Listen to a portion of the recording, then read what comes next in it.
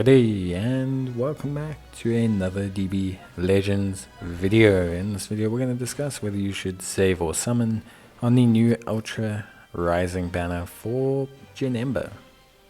So, Janemba, blue typing, very interesting. Regen unit, definitely. Lots of bleeds, lots of stacking debuffs.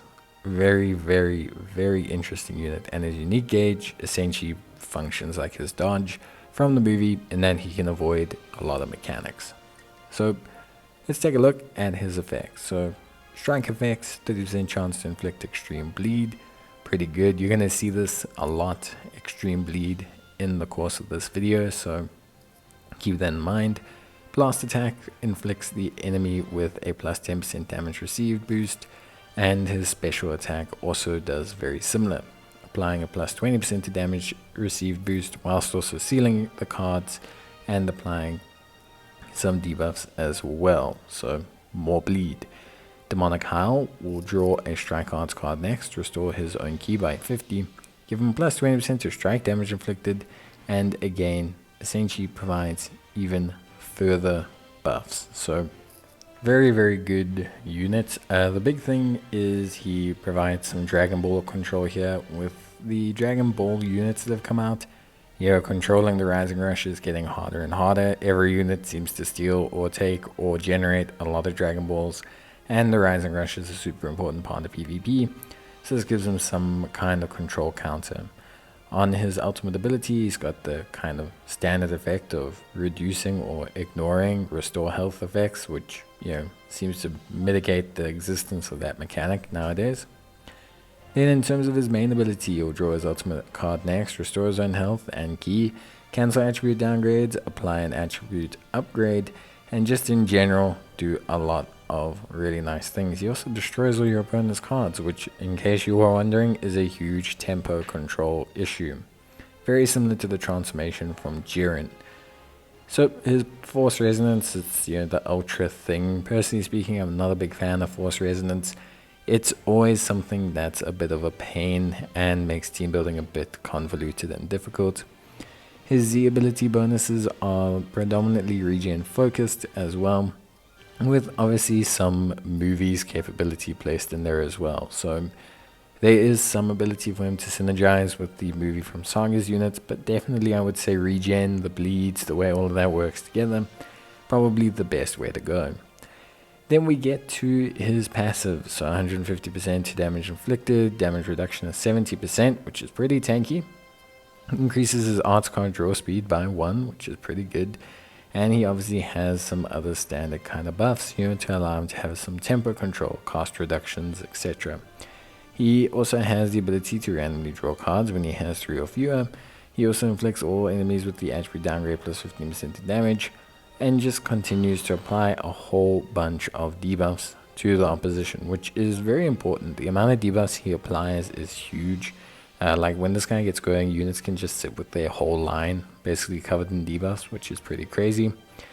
His unique gauge charges by 100% or charges over time, and his unique gauge is in theory a auto dodge / avoid for a lot of mechanics, strike attacks, special attacks, etc, etc. So it is something that will activate automatically. It is something that's very helpful. Anytime you have a failsafe for your avoidance to dodge something is always pretty good, even if technically speaking that is tied to your unique gauge. But to restore, it's not too bad. I mean, there's lots of conditions, defeated battle enemies or battle members, all trigger abilities to instantly regen that unique gauge, so you shouldn't have a big problem with its uptime. I think overall you should be pretty good.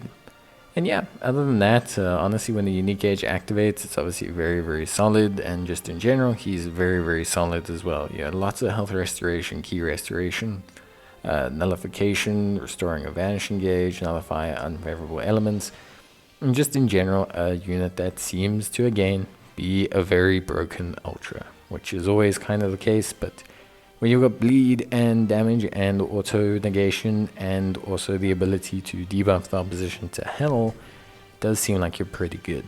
I think only thing I can see with this guy is maybe tempo control a little bit, But with the fact that he destroys all the cards, I mean, look how many debuffs that is on that side, man. With the fact that he draws that many cards, it is pretty crazy. Not a fan of bleed as a concept. I know maybe other players who are better use bleed a lot more effectively than I do. But I find bleed to be a minimally selective / effective ability. And that can do some decent chip damage. I mean, here we can see, bleed does around 21,000 damage, which isn't bad. I mean, over time it does add up, of course, but it's just, it doesn't feel like bleed. I thought he would augment bleed more or have like a bleed amplifier.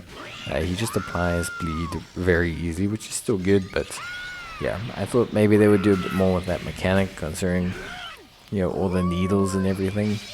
But yeah, overall, gotta say, he looks pretty cracked, as always with an Ultra. I think he looks good.